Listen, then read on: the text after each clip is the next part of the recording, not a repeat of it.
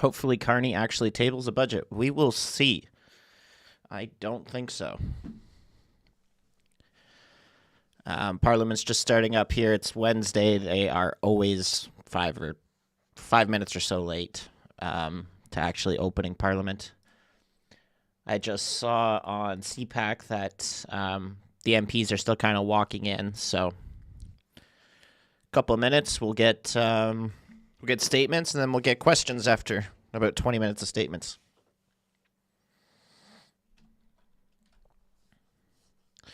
Will Carney be dodging questions and present today? He'll be present, but he usually only answers questions for, 1 or 2 rounds. So pretty much after the bloc asks their questions, he usually doesn't say anything else.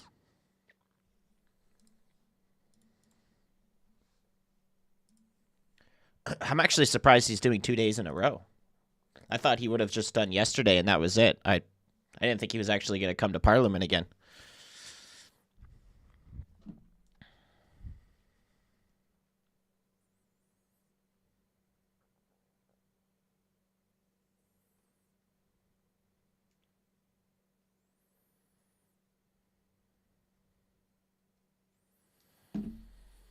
Yeah, we are just waiting for Parliament to start.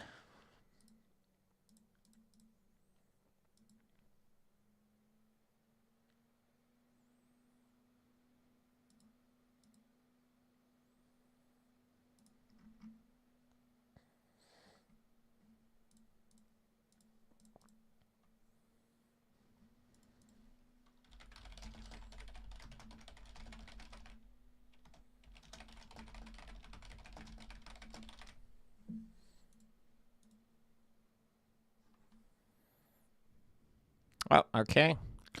They're just going to sing the anthem, or did they already sing? Oh, they're singing right now. We don't want to listen to them sing. They're not very good.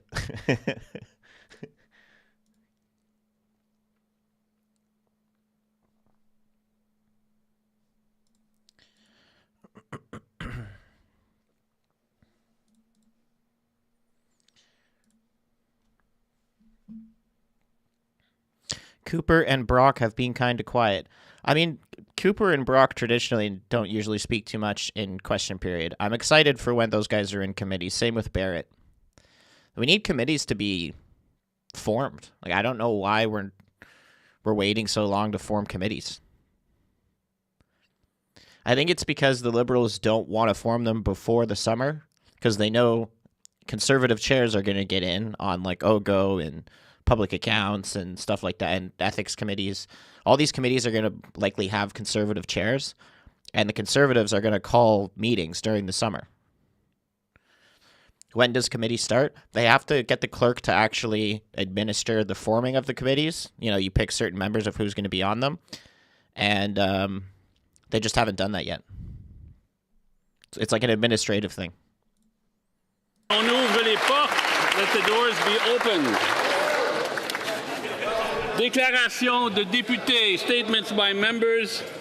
The Honourable Member for Vancouver East. For over 150 years, Canada Post has been a cornerstone of our national identity, connecting Canadians in every region. It's more than a mail carrier, it's a vital public service. It's as Canadian as maple syrup. Yet today, that service is under threat. Canada Post is considering cuts to door-to-door delivery, closing post offices, outsourcing jobs, and even privatizing. These moves would weaken communities and jeopardize thousands of good union jobs. Postal workers have taken a stand not only for fair working conditions, but to defend this public institution.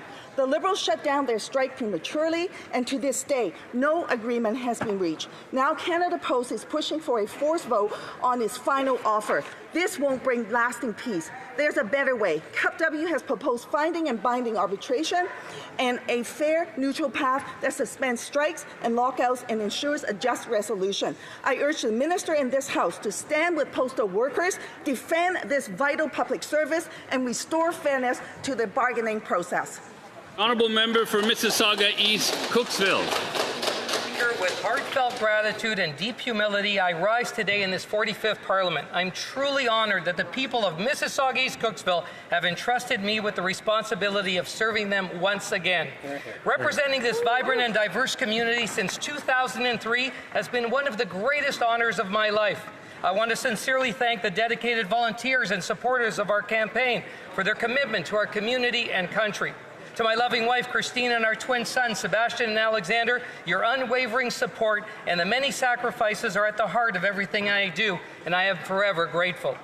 As an immigrant of Portuguese descent whose family's journey reflects the dreams of many, I join all Canadians in celebrating June as Portuguese Heritage Month, honoring the hard work, resilience, and contributions of the community. Speaker, though challenges lie ahead, our path is clear. Protect our sovereignty, ease the cost of living, keep our community safe, and grow a strong, inclusive economy. Canada strong, Mr. Speaker. Canada strong. Obrigado. Selkirk, Interlake, Eastman.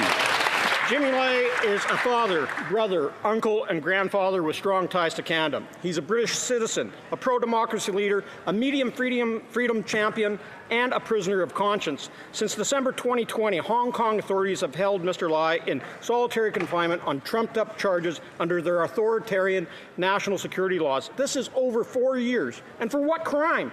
He published the truth, defended democracy, and stood up for freedom. Mr. Lai's imprisonment is unjust, not to mention dangerous for a 77-year-old suffering from diabetes. This despicable show trial in front of hand-picked judges by the Chinese Communist Party has already lasted over 17 months. Next week, Sebastian Lai will be on Parliament Hill to tell his dad's story and talk about what Canada should do to help free Jimmy Lai. This is a gross human rights violation that the Magnitsky Act was designed to address. The government of Canada should use it, speak out, and forcefully call for Jimmy Lai's release. Honourable Member for Oakville West. Thank you, Mr. Speaker. It's the honor and privilege of a lifetime to rise in this House as the representative for the remarkable people of Oakville West. I thank them for their trust, and I'm deeply grateful to my incredible volunteers, team, and family. Your support and sacrifice has brought me here. This election was on change and for a better future for Canada. In automation, industry, and robotics, I have seen how innovation is reshaping our world. As the Prime Minister has said, Canada is poised to lead in AI, clean tech, and advanced manufacturing only if we invest in our people and our potential. That includes creating real opportunities for women in STEM, so they are not just part of the future, but helping to design it. I look forward to working with the Prime Minister and this government to ensure Canada leads with innovation, inclusion, and strength. Ensemble, nous allons construire. Together, we will build Canada strong. The Honourable Member for Souris Moose Mountain. Mr. Speaker, it's always a distinct honor to rise in this chamber to represent the good people of Souris Moose Mountain, a region that shaped who I am. It's where I was born, where I was raised, and where I learned the value of hard work, integrity, and service. Our riding is built on the strength of those who rise early and work hard.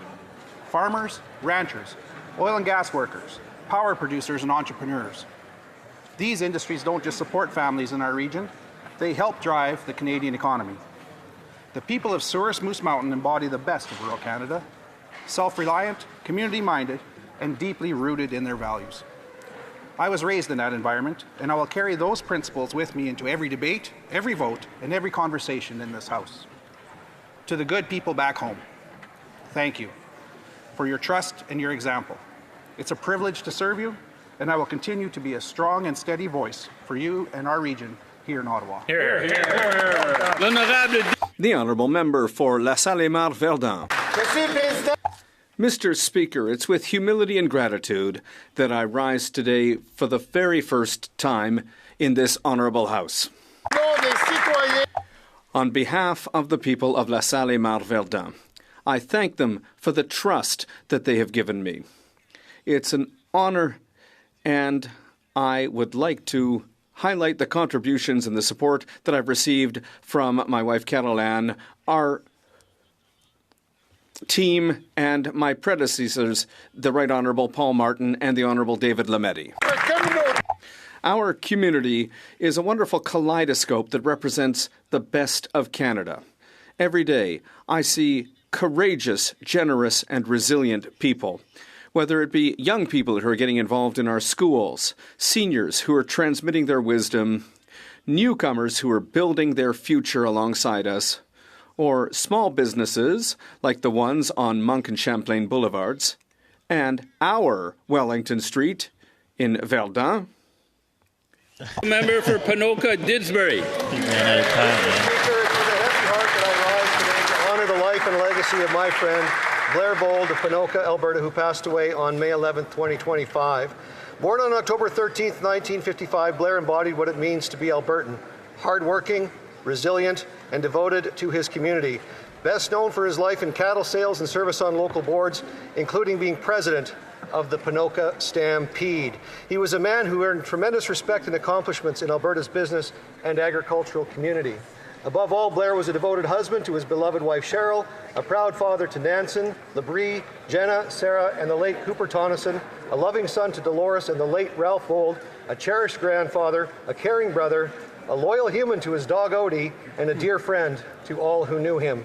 Blair, I will miss our conversations, your welcoming and hospitable character, your charitable spirit, and the fun-loving, mischievous glint in your eye. Rest easy, cowboy. The honourable member for Winnipeg North. Thank you, Mr. Speaker. You know, on Monday, First Ministers gathered in Saskatoon, Saskatchewan.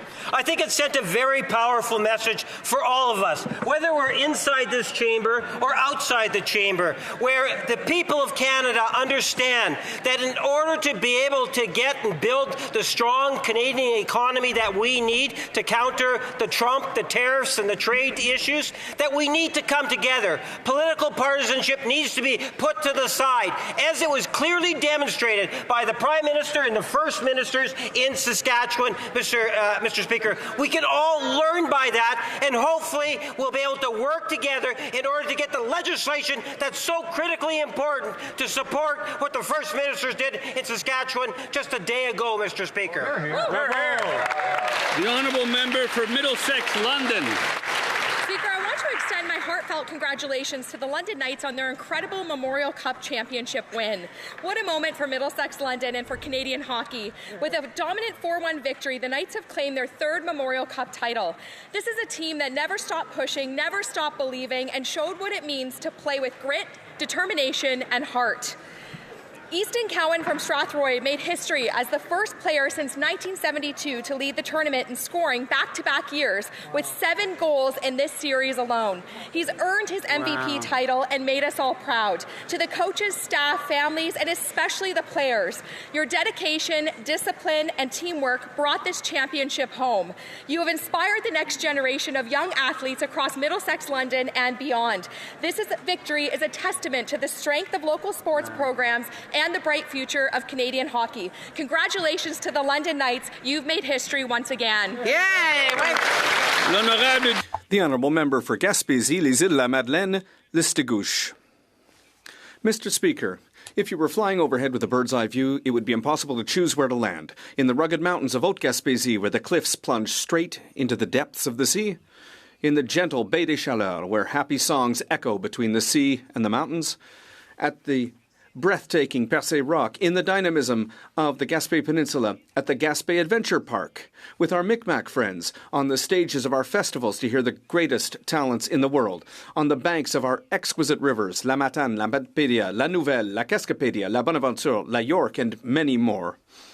Well, you could spend many hours contemplating the peninsula from above. This peninsula with its many moods and colors, but ultimately it exudes one immense quality above all others. Gaspésie is a land of freedom. On June 5th, allow me to wish a happy Gaspésie Day to everyone who loves my part of the world. The honourable member for Hamilton Centre. Mr. Speaker, as I rise today in Parliament as a first-time MP from Hamilton Centre, it's with a deep gratitude. It's with deep gratitude to the people of Hamilton Centre. I thank them for placing their trust in me to serve as their Member of Parliament. It's a huge honor to represent our vibrant, diverse, and resilient community in this chamber. I also want to thank my wife, my children, and the incredible team of volunteers and the constituents who believed in me. Our government is committed to cutting taxes for the middle class, affordable housing, and strengthening our economy. The people of Hamilton Centre deserve nothing less than a government that shows up, listens, and delivers. I am here to do just that. Thank you, Hamilton Centre. Thank you, Mr. Speaker. The honourable member for Edmonton Gateway. Mr. Speaker, tonight the Stanley Cup Finals begin, and our Edmonton Oilers have once again brought the heart, the pride of oil country back to the finals. From Connor McDavid's incredible skills to Stuart Skinner's resilience in net, this team has shown Canadians what determination, teamwork, and dedication look like. Behind every goal and every save is a city united, cheering from living rooms to patios, and yes, even right here on Parliament Hill. This season, the energy is electric, and Canadians from coast to coast to coast are rallying behind a team that embodies grit, passion, and true Canadian spirit. In fact, the Toronto CN Tower and Montreal Champlain Bridge will be lit up in orange and blue tonight. Let's bring the Stanley Cup home, back from the U.S. to Canada, where it belongs. Go Oilers, go! The honourable member for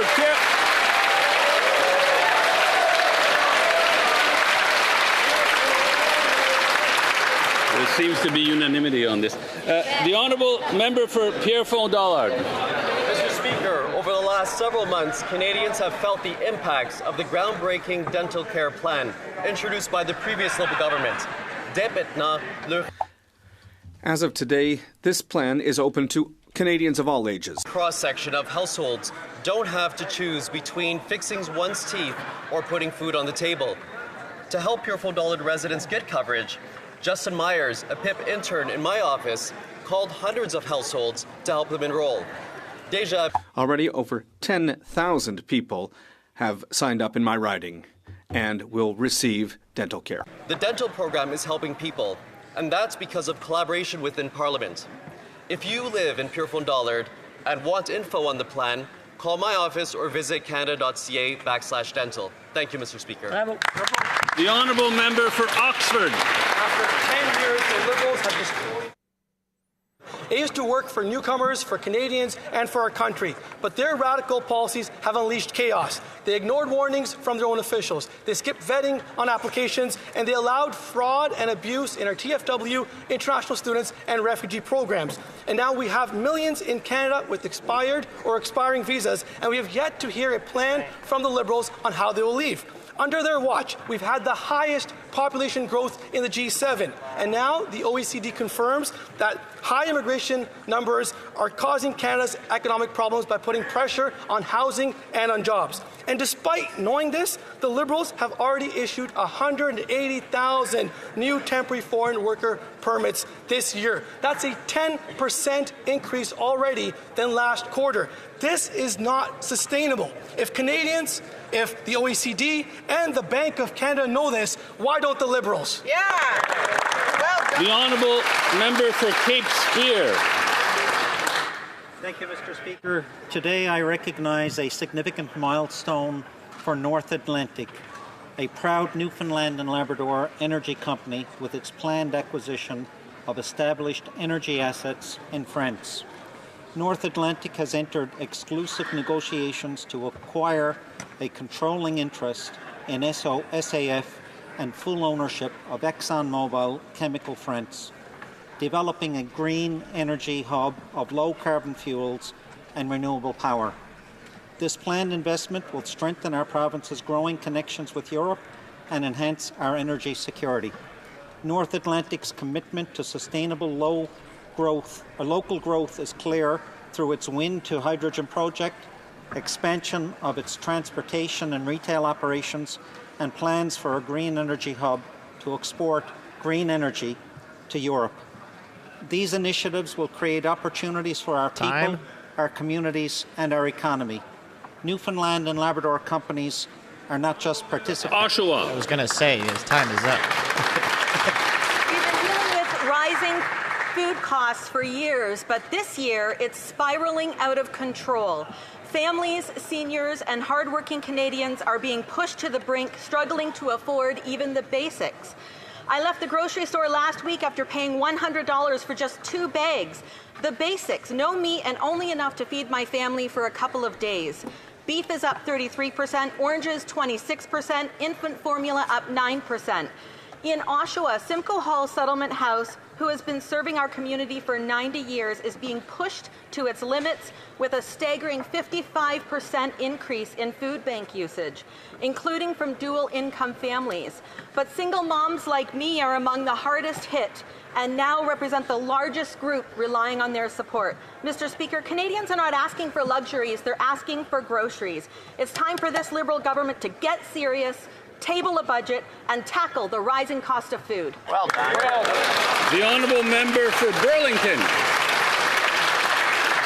Oh, not First time I rise in the House, this Parliament. Let me begin by thanking the good people of Burlington for electing me to a 4th It is a real privilege to be their voice and stand for them in this place. Speaking of the good people of Burlington, it brings me tremendous pride to highlight Kirthana Srinivasan, a grade 12 student at Aldershot High School. Kirthana won first place in Samsung Canada's Solve for Tomorrow contest. Her system analysis and reporting for advanced hardware is an innovative algorithm designed to detect and locate faults in large-scale solar farms, significantly reducing downtime and improving the efficiency of renewable energy systems. Her project is a powerful example of how youth are using their creativity and skills to build a better future for us all. Wow. Congratulations to Kirthana and the entire Aldershot High School team. You know, as much... Oh. There we go. Sorry about that. Questions orales, oral questions. The Honourable Leader of the Opposition.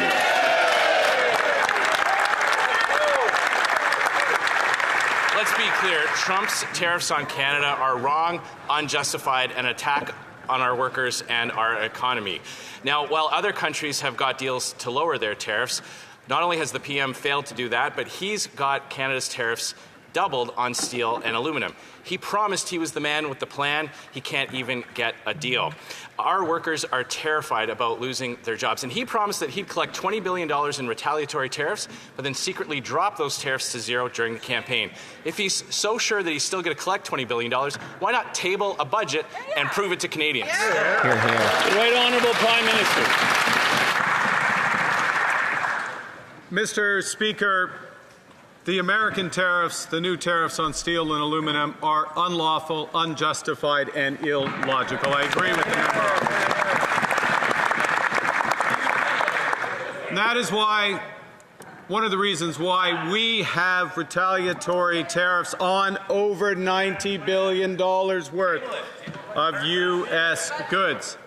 We are in intensive negotiations with the Americans and in parallel preparing reprisals if those negotiations do not succeed. The Honourable Leader of the Opposition.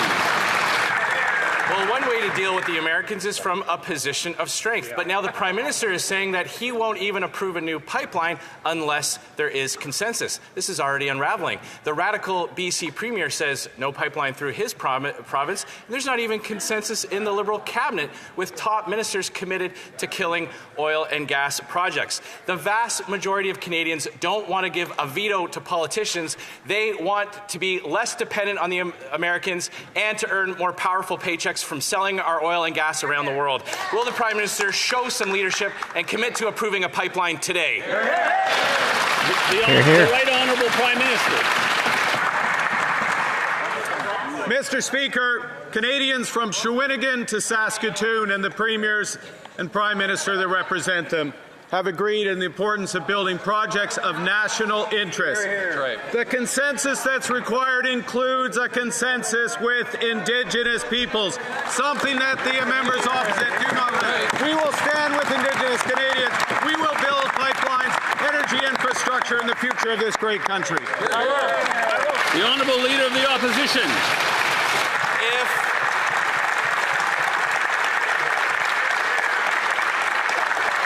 If photo ops and phony rhetoric actually got things done in this country, then Justin Trudeau would still be Prime Minister.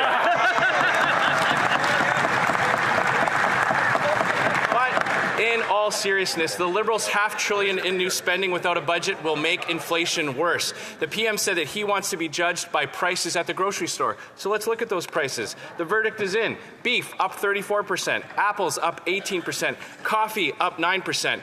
Will the Prime Minister listen to Parliament and table a budget that controls spending, lowers taxes, and cuts inflation so Canadians can afford to put food on the table? The Right Honourable Prime Minister. Mr. Speaker, I'm pleased for the first time to hear the members opposite talk about lowering taxes. That's right. In front of this House. Of this House. First time in my hearing, Mr. Speaker, before the House is a tax cut for 22 million Canadians up to $840. They want their support. The Honourable Member for Bellechasse-les-Deschemins-Lévis. This House requires a budget from this Liberal government. They approved $500 million in new inflationary spending without tabling a budget. They have broken their promise to limit spending and have increased it by 8%. Meanwhile, missed mortgage payments are hitting record highs, and food banks are increasingly overwhelmed. Can the Liberals respect this House motion and table a budget right now? The Right Honourable Prime Minister. Mr. Speaker, the bill that is before this House is one that will reduce taxes for the middle class. For 22 million Canadians, they need to support it.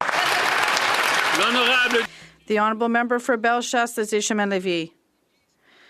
Prices have skyrocketed. Beef tenderloin is up 34%, origins up 26%, rice up 14%, and even infant formula is up 9%.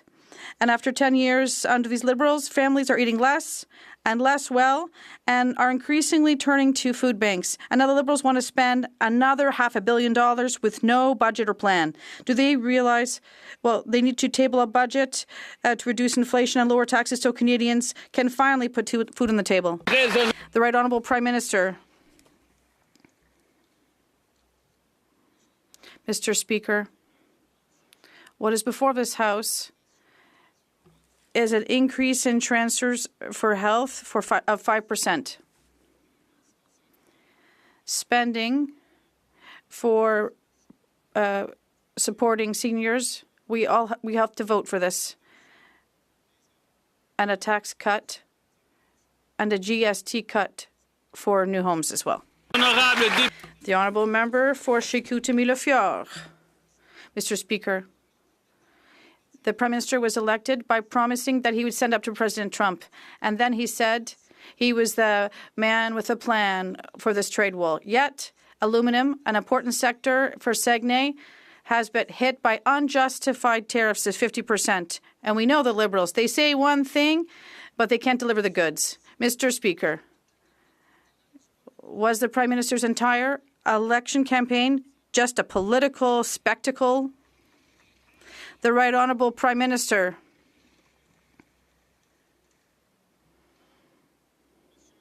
Mr. Speaker, the U.S. tariffs are illegal and unjustified. They're absolutely illogical, clearly. We are in negotiations, intense negotiations with the Americans, and at the same time, we are preparing our reprisals with respect to aluminum. The Honourable Member for Belleuil-Chambly. Mr. Speaker,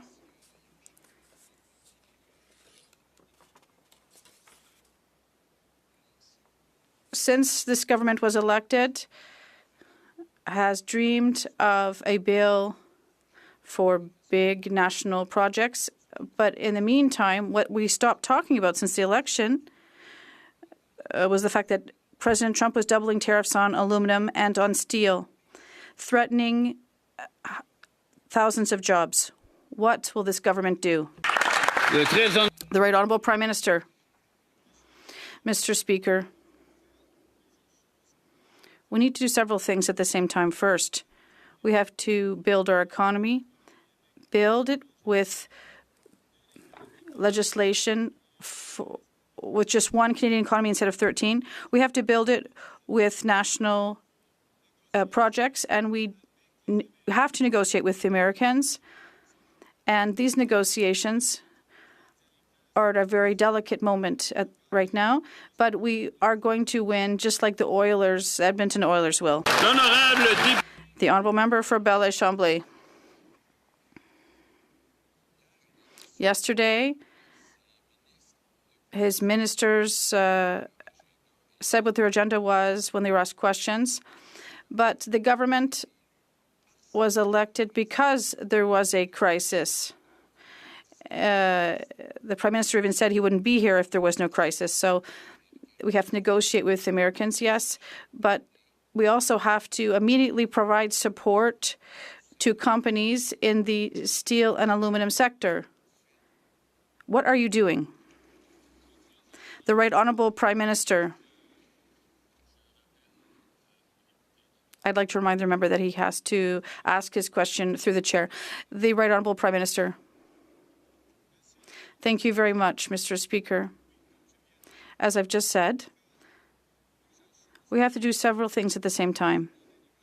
We are doing negotiations with the Americans, yes, of course, but at the same time, we're providing support for companies in the steel, aluminum sector with funding and support for workers and several other types of support with public supply, like the minister mentioned yesterday. The Honourable Member for Bell-Chambly. Unfortunately, Mr. Speaker, these industrial sectors in question, who we've spoken to, have not heard of any support in any way. Yet we have put forward a wage subsidy bill inspired from what we had during the pandemic. So employers are very concerned right now, and they don't want to lose expertise they have. And we're talking about dozens and thousands of jobs that are at stake. Is the Prime Minister ready to rapidly establish a wage subsidy program for companies? The Right Honourable Prime Minister. Mr. Speaker, we have already strengthened employment insurance, and we have made a commitment to give all of the money raised from counter tariffs to the workers and the companies most affected by these unjustified and illegal U.S. tariffs. The Honourable Member for Middlesex London. Trump's 50% tariffs on steel and aluminum are wrong and an unjustified attack on our Canadian economy. This means that manufacturers in Middlesex London are cutting shifts, delaying investment, and relocating to the U.S. These tariffs are a direct threat to Canadian jobs and our economic sovereignty. He promised Canadians he would defend us. He said he had a plan. But in responding to the U.S., this Prime Minister's elbows have gone limp. So I asked the Prime Minister, was the entire Liberal campaign just theatre?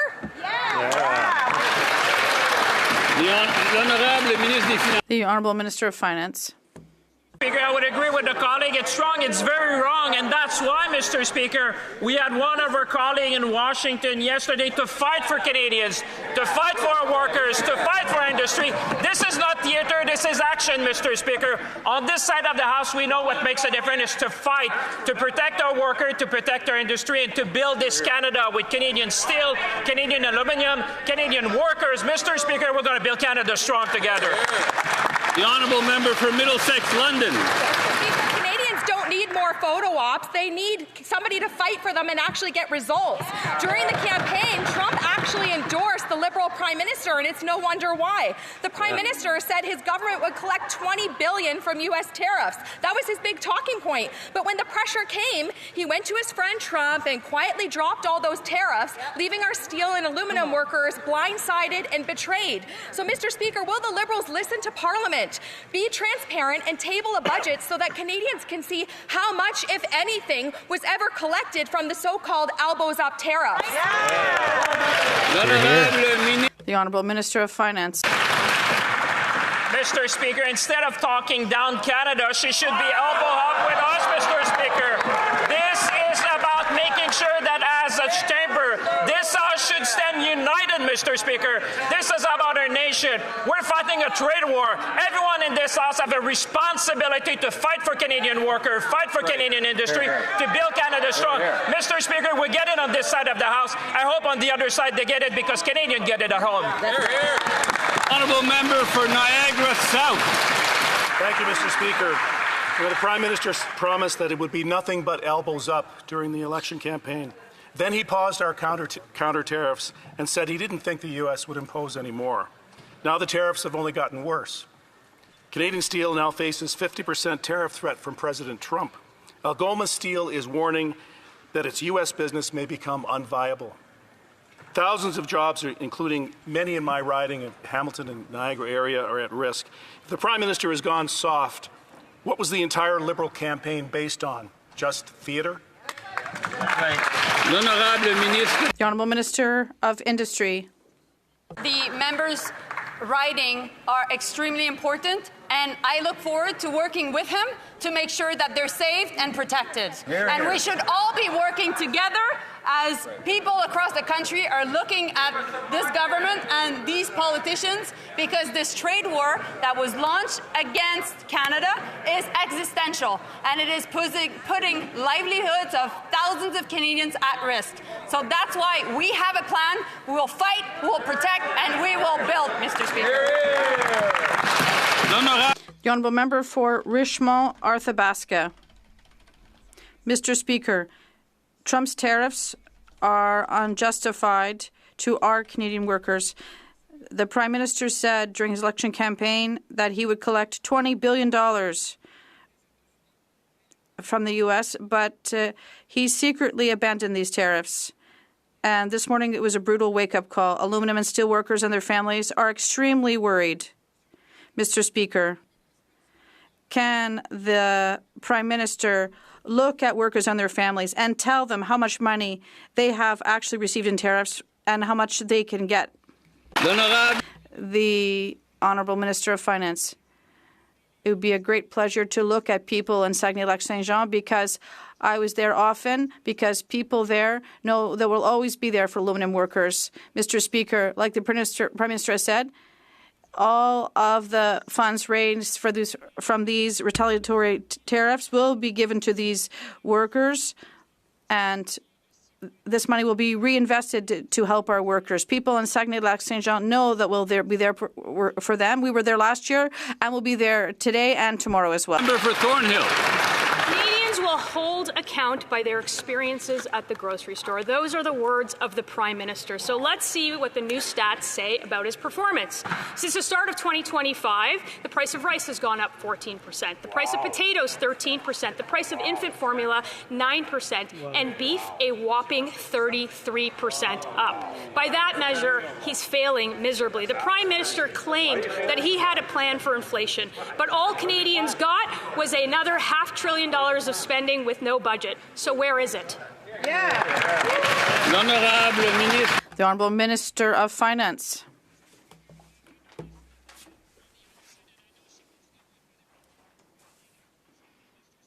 Translation?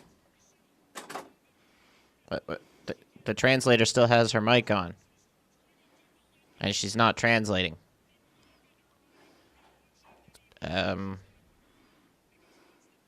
Who's working the tech at Parliament right now? What's going on? He's speaking English.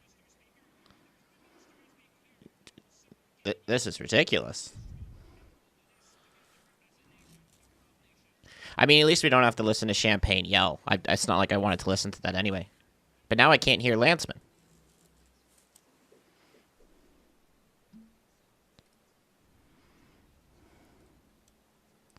Yeah,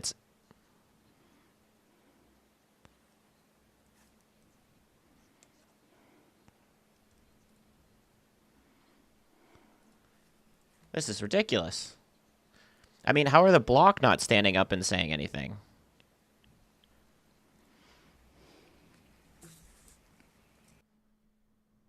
Of government transformation Mr. Speaker, and we have reduced the use of consultants to answer the first part of our questions, and we are working on a strong mandate to make government more efficient so that we can deliver more for Canadians, which is exactly what we're doing with a tax cut, Mr. Speaker, for 22 million Canadians. I'm hoping Conservatives can rally behind this very common sense idea. Thank you, Mr. Speaker. The honourable member for Newmarket Aurora. When mothers go grocery shopping, it's about their kids. They would rather go hungry than see them go without. In Newmarket, I met a mother of 3 little boys in tears. She didn't know what she was going to feed them the following week. And who can blame her? 2 bags of groceries now cost $100 and barely last 2 days. The Liberals' inflation is the slow undoing of a family's dignity. Yet the Liberals plan to continue their inflationary spending. Will they present a budget this spring and reduce spending, or will they continue to ask parents to pay for their broken promises? The Honourable Minister for Jobs and Families. Mr. Speaker, nobody should go hungry in this country, and that's why we've taken extraordinary measures to support families, just like the member's constituents that she spoke about. Since 2015, Mr. Speaker, child poverty is down by 38%. We've got a ways to go, but we've got to continue working together to get the full benefits of this work. The honourable member for Saint-Hyacinthe-Bagot-Acton.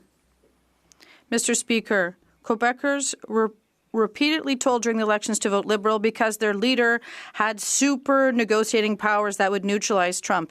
Now, we've seen how that worked out today. Yes, applaud. Trump has doubled tariffs on aluminum and steel. The Bloc has said it before. We need to provide funds to these industries and redistribute the counter-tariff funds to them. We also have to prepare in advance a wage subsidy in the event of layoffs. Aluminum and steel have been subject to tariffs for 3 months, and now they've just doubled. Will Ottawa finally announce support? That is some time. The Honourable Minister of Industry.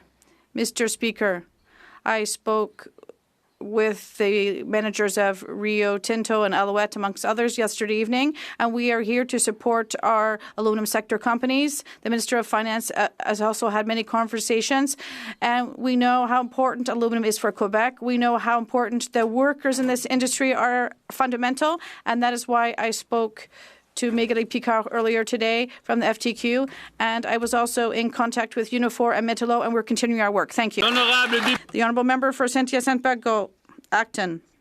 Mr. Speaker, we don't want to know with who the minister had dinner yesterday. We want to know what she's doing today.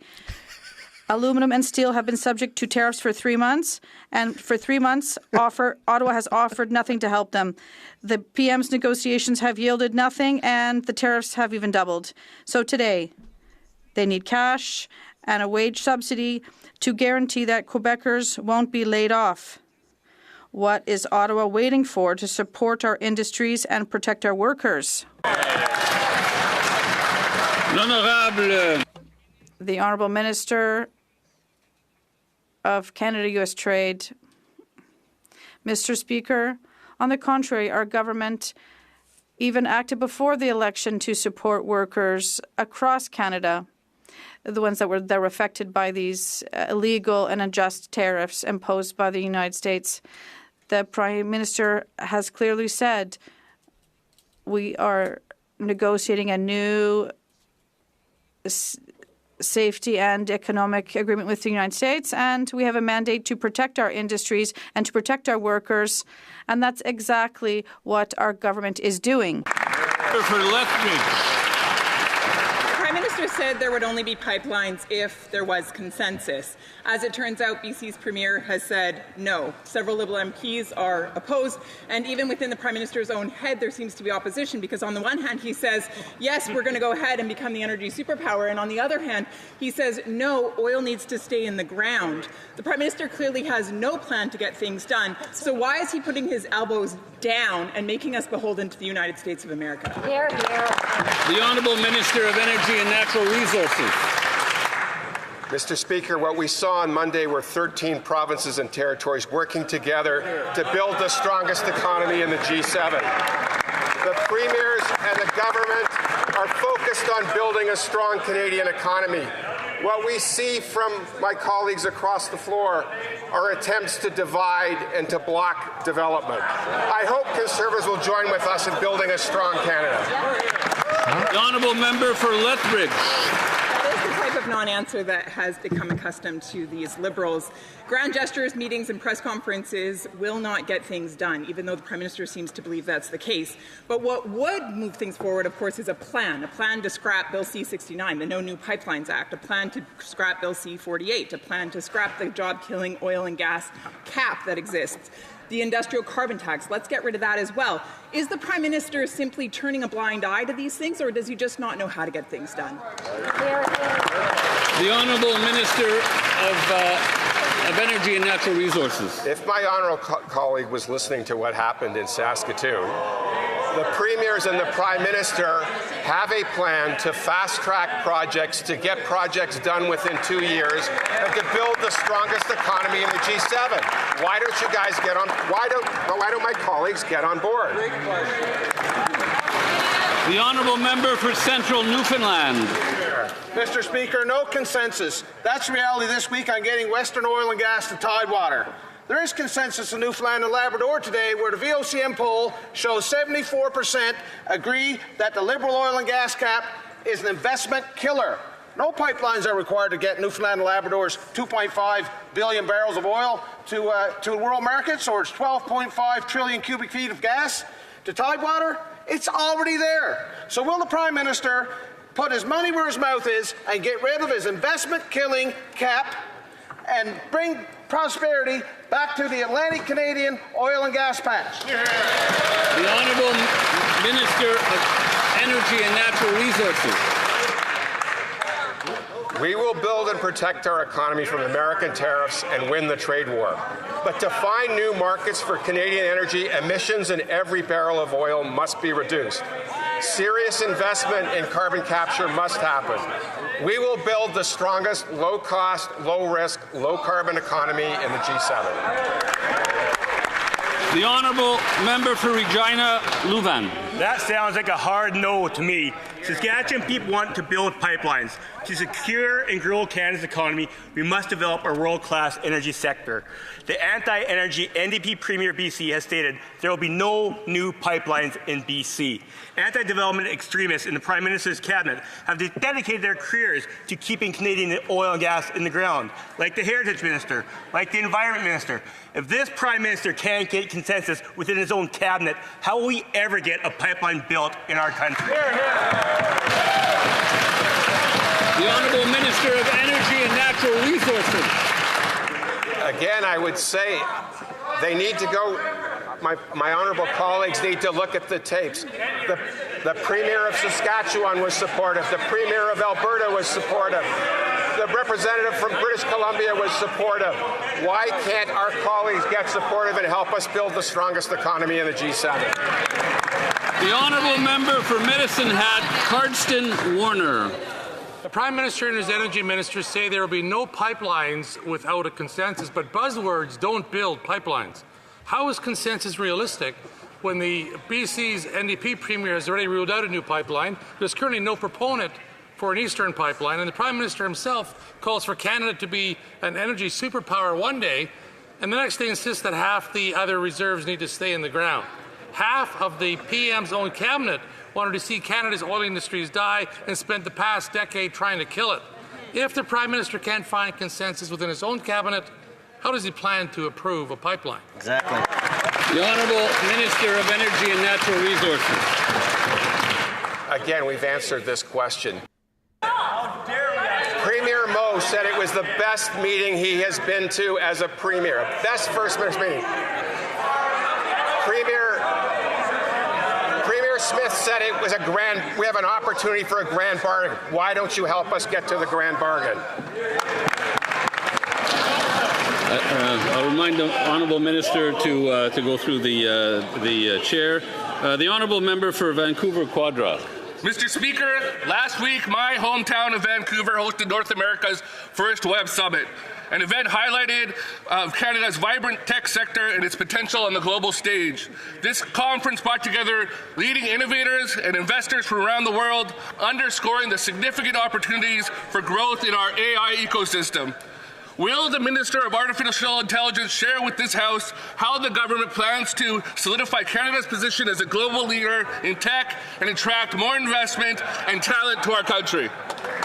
The Honourable Minister of Artificial Intelligence and Digital Innovation. I want to thank my colleague for the question. Let me first also take this opportunity to thank the people of Toronto Centre for placing their trust in me as their MP. I also want to thank my volunteers and my family for their support. Monsieur le Président, we are very happy to support the Web Summit in Vancouver. It reinforces our commitment to keep Canada's world-class AI system and ecosystem strong, safe, and sovereign. Just last week, we saw 2 Canadian companies announce billions of dollars in new investments to build 8 new AI data centers from Kamloops to Rimouski. We are building the economy of the future right now. There you go. The Honourable Member for Kenora, Kiiwetinoong. According to the Liberals' own report, nearly half of first-time home buyers feel that they're paying too much for their home, and 63% are concerned about the possibility of defaulting on their mortgage payments, Mr. Speaker, citing interest rates, the cost of living, and reduced income as reasons why. And this is the direct result of 10 years of this Liberal plan in action, Mr. Speaker, and it's why Canadians deserve to see a plan to fix it now. So on what date will the Liberals table a budget, including a plan for housing, so that Canadians Man, what is going on with Parliament today? can afford to have a roof over their heads? The Honourable Minister of Housing and Infrastructure. Thank you, Mr. Speaker. Well, to the member opposite, you'll have an opportunity to support a GST cut for first-time home buyers that is in front of us right now.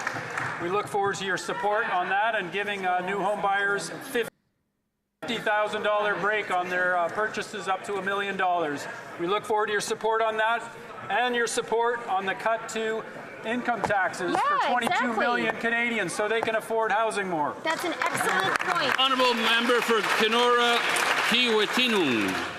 The minister wants to pretend that all is going well, but the facts from his own department show that first-time home buyers are struggling. 60% have difficulty maintaining their debt payments, Mr. Speaker. But that is not all. Recently, TD Bank has cast doubt on the Liberal promise to build more homes, stating that new home starts are actually going to decline next year, Mr. Speaker. Housing starts go down, the prices go up, and we have yet another failed Liberal promise. So I will ask again, on what date will we see a federal budget that includes a plan for housing so that Canadians can afford a home? The Honourable Minister of Housing and Infrastructure. Thank you, Mr. Speaker. Well, our housing challenges have built up over several decades. Certainly the decade of inaction from the Conservative government. We are taking action. This new government in Canada is focused on delivering on housing, up to 500,000 housing starts. That's using every tool in the toolbox, starting with a break on GST, starting with the important moves that we're making to create Build Canada homes. Thank you, Mr. Speaker. Member for Elgin St. Thomas, London South. Mr. Speaker, the picture for first-time homebuyers is very grim right now. 63%, nearly two-thirds, fear they're going to default because of rising costs and rising interest rates that have happened on this Liberal government's watch. 26% are using debt and credit to pay off debt. Now, Mr. Speaker, this Prime Minister may not know you have to pay off debt, but ordinary Canadians do. Canadians deserve a plan. Canadians deserve a budget that puts housing first. Now, this government needs to listen to Parliament, listen to Canadians, and deliver a budget so Canadians can put a roof on their head, Mr. Speaker. Honourable Minister for Housing and Infrastructure. Thank you, Mr. Speaker. Well, I think Canadians spoke loud and clear in electing members to this side of the House to deliver on housing. Yeah, that's right. This government, your new government, has put forward the most aggressive plan to build affordable housing that this country's ever seen, and it starts today with a break on GST for new home buyers. Excellent. Yes, excellent. Member for Edmonton Manning. Mr. Speaker, TD Bank says the Prime Minister's housing policy promises aren't enough for the federal government to reach its goal of 500,000 new units annually over the next decade. In fact, housing starts are expected to decline next year. His proposed New bureaucracy won't build any homes. There is too much red tape. Canadians deserve better. When will the government table a budget so Canadians can learn if they have any plan to put a roof over their head? The Honourable Minister of Housing and Infrastructure. Thank you, Mr. Speaker. Well, we have a number of action steps in play right now, as I have answered repeatedly in this House, on a cut to the GST for new home buyers. We're going to take action as well on the income tax and reducing that for 22 million Canadians. These are affordability measures that are for right now. Build Canada Homes is on the way in to bring us a huge number of new affordable homes, and I hope the members opposite will support these efforts. Great answer. L'honorable député de Montmorency-Charlevoix. Merci, Monsieur le Président. Un récent... The honourable member for Montmorency-Charlevoix. Well, Mr. Speaker, a recent CMHC poll shows that 63% of new home buyers are concerned that they may default on their mortgage shortly, mostly because of the increase in the cost of living, the increase in mortgage rates, and the worsening of the economic situation. People in Montmorency, Charlevoix, and elsewhere in Canada are taking out debt in order to pay off other debts. So, Mr. Speaker, can we finally get a budget so that Canadians can actually budget for their own future? The Honourable Minister of Finance. Well, Mr. Speaker, there will indeed be a budget. But the first thing this government brought forward is an affordability plan. And people in Charlevoix are interested in that. Why? Because they know that there will be a tax cut. That's great news for people in Charlevoix. And there's more good news. For first-time home buyers of a new home, they will not be seeing any GST on this new home up to $1 million. These are concrete measures that will help people. Conservatives should be delighted that this Liberal government is helping people. Member for Caribou, Prince George. In my hometown of Williams Lake, with a population of 10,000, 6 prolific offenders commit 98% of the crime. When they're in jail, crime rate goes down. When they're out on the streets, crime rate goes up. Businesses can't even get the mandatory insurance anymore due to high rates of vandalism. On top of this, our communities are faced with an out-of-control overdose crisis. Last week, Williams Lake saw an average of 20 to 30 overdoses per day. If he's the man with a plan, will the Prime Minister rise today and tell us what his plan is to confront the overdose crisis, lock up repeat offenders, and make our communities safe? That'd be nice. The Honourable Minister of Public Safety. Thank you, Mr. Speaker. Our plan to keep communities safe will keep drugs, guns, and criminals off our streets. As the first bill that's to be debated tomorrow, Mr. Speaker, will be the Borders Bill, and we're expecting that the Conservative Party will support it in order for us to keep fentanyl off our streets, guns off our streets, make sure that illicit fundraising is curtailed, and to ensure that our communities are safer. If they want to put their action behind their talk, it is time for them to act and support this bill and get this through Parliament, Mr. Speaker. Member for York Centre. Last night in North Toronto, a man was shot to death and at least 5 others were wounded. 3 masked men opened gunfire steps away from the Yorkdale Mall. It's not clear if or how many bystanders were hit. The Liberal record on crime is no accident. Liberal Bills C5 and C75 put repeat criminals back on the streets, unleashing crime and chaos on the streets of Toronto. Gun crimes more than doubled under the Liberals. The solution is simple. Repeal soft-on-crime Liberal laws. When will the Liberals get serious about deadly shootings in Toronto and across Canada? The Honourable Minister of Public Safety. Mr. Speaker, I'm deeply saddened by the news coming out of the City of Toronto this morning. The gun violence is unacceptable and perpetrators must be brought to justice. We're partnering with police services across the country to fight organized crime and disrupt firearm smuggling and trafficking operations. The Strong Borders Act, introduced in this House yesterday, includes provisions. Oh my God, man! What is with Parliament today? Across Canada. The Honourable Member for Vernon Lake Country, Monashee.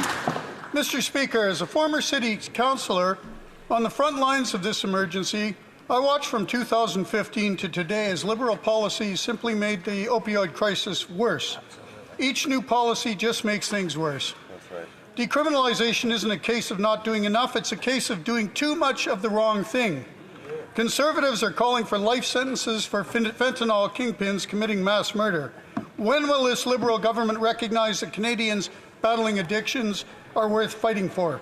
When will it stop enabling harm and start supporting real recovery instead of palliative care? Great question. The Honourable Minister of Public Safety. Mr. Speaker, the fentanyl crisis has impacted communities across Canada and across North America. We're accelerating the work to crack down and dismantle the fentanyl trade and organized crime groups that profit from it. That's why we listed 7 cartels as terrorist entities under the criminal code. I'm working closely with Kevin Brassot, Canada's fentanyl czar, at home and abroad to put a laser-sharp focus on dismantling fentanyl. We will put those profiting from this drug behind bars.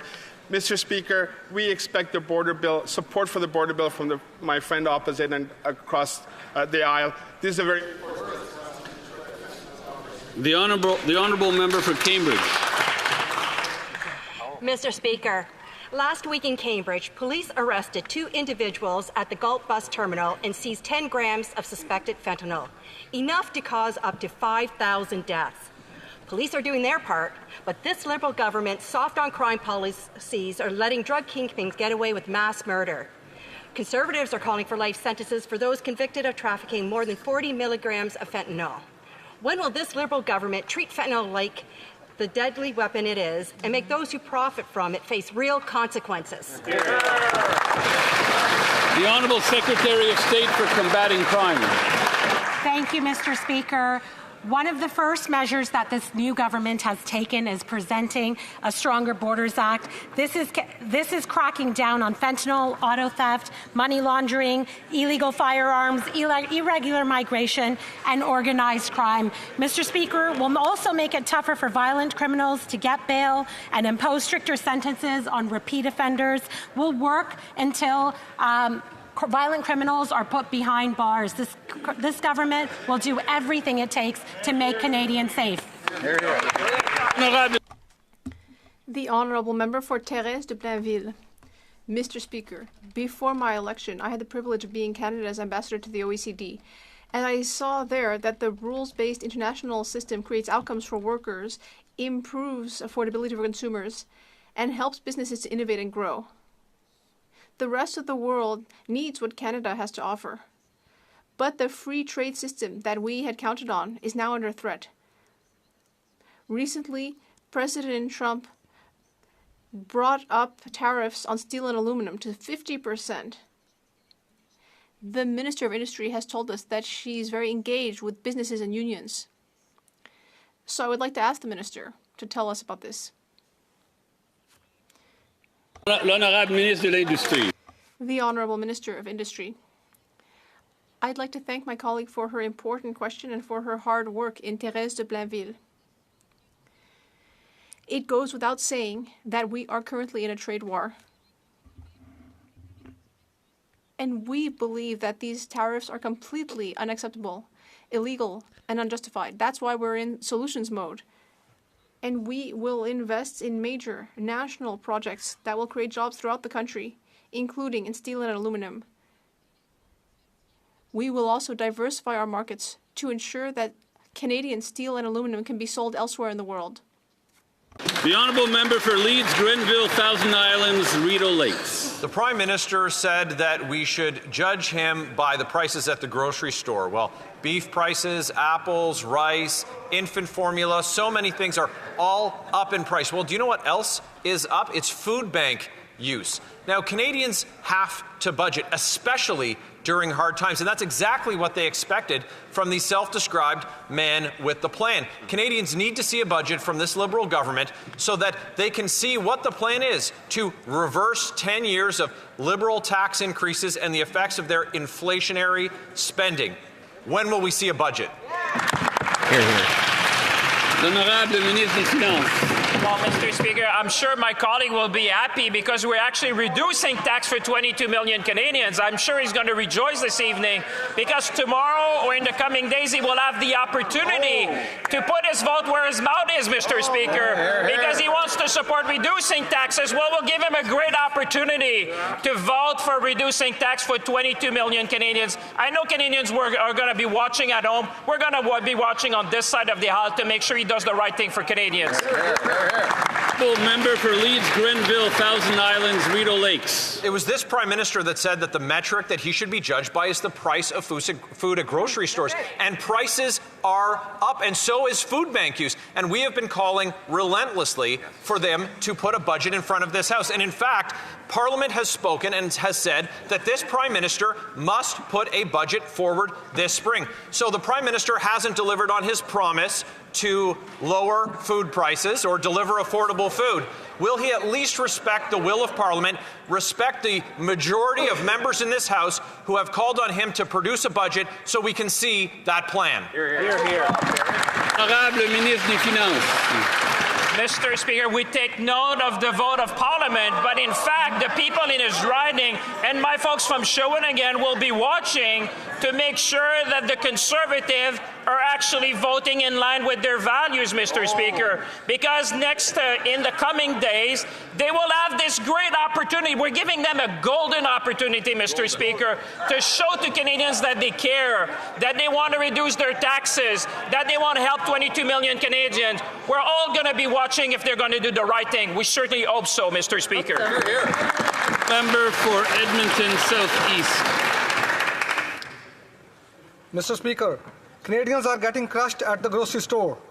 Food inflation since the start of this year is out of control. Beef is up by 34%. Oranges are up by 26%, and the list goes on. 10 years of liberal inflationary deficit have record number of Canadians going into food banks. Single mothers watering down milk for their kids. Canadians eating less nutritious food. Liberals now increasing spending by 8%, which they promised at 2%. Will they table a budget that will actually reduce inflation so Canadians can afford to feed their... The Honourable Minister of Jobs and Families.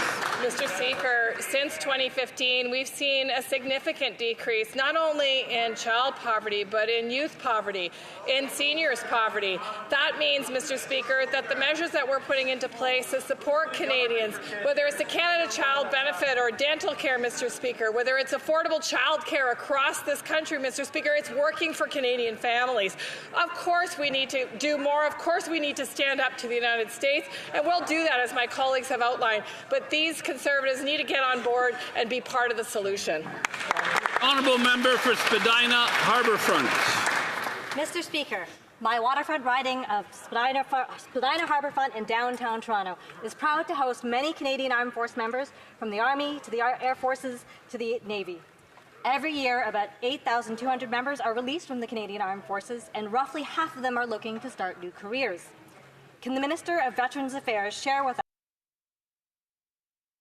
Oh my lord, man. What is with the House today? Canadian families.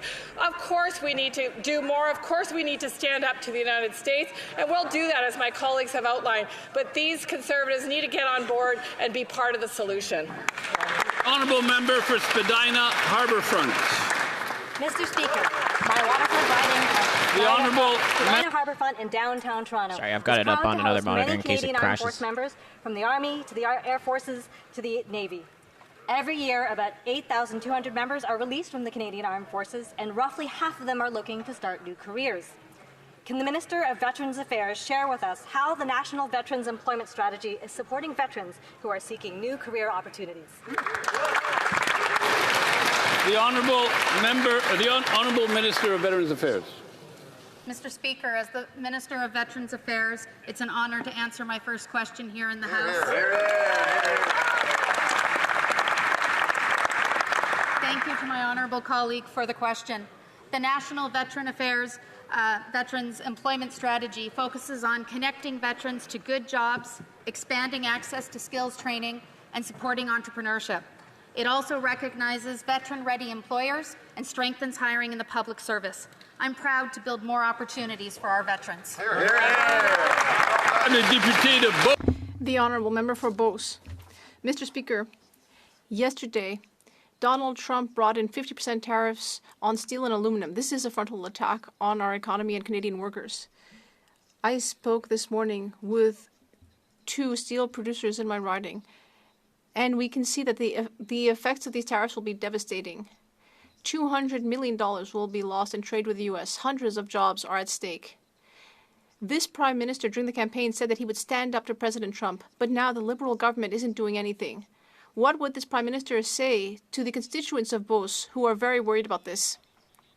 The Honourable Minister of Industry. Thank you, Mr. Speaker.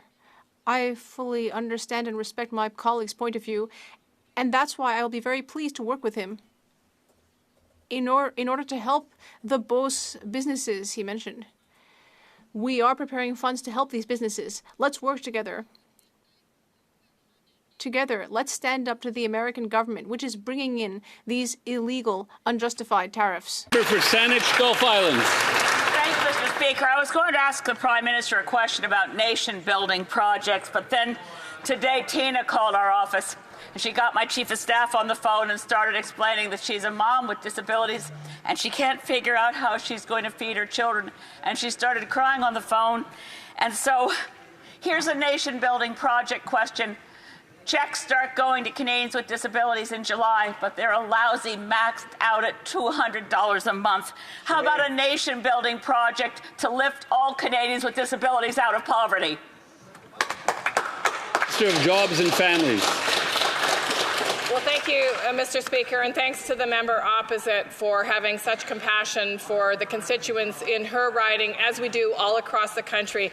People who are living with disabilities have the right to be fully included in community. They have the right to live decent lives, just like the rest of us. That's why this government is proceeding with the Canada Disability Credit. That's why we are also working with provinces and territories, including most recently Ontario, to commit to ensuring that that money will not be clawed back from other benefits. And that concludes today's question period. I'll give members a moment to leave. Okay, so there's supposed to be a vote, and I believe the vote is for the throne speech.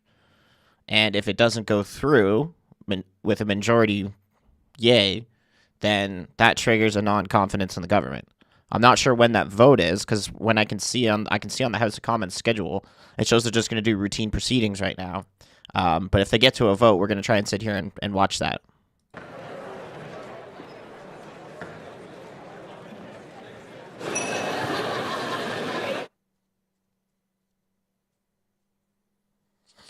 NDP are voting no. Colleagues? No, I think NDP would vote yes because their party's in shambles. They don't want to go to an election anytime soon. The daily routine of business, starting with the tabling of documents. No tabling of documents. Introduction of government bills. Statements by ministers. Reports from interparliamentary delegations. Présentation de Presenting reports from committees. There is no committees.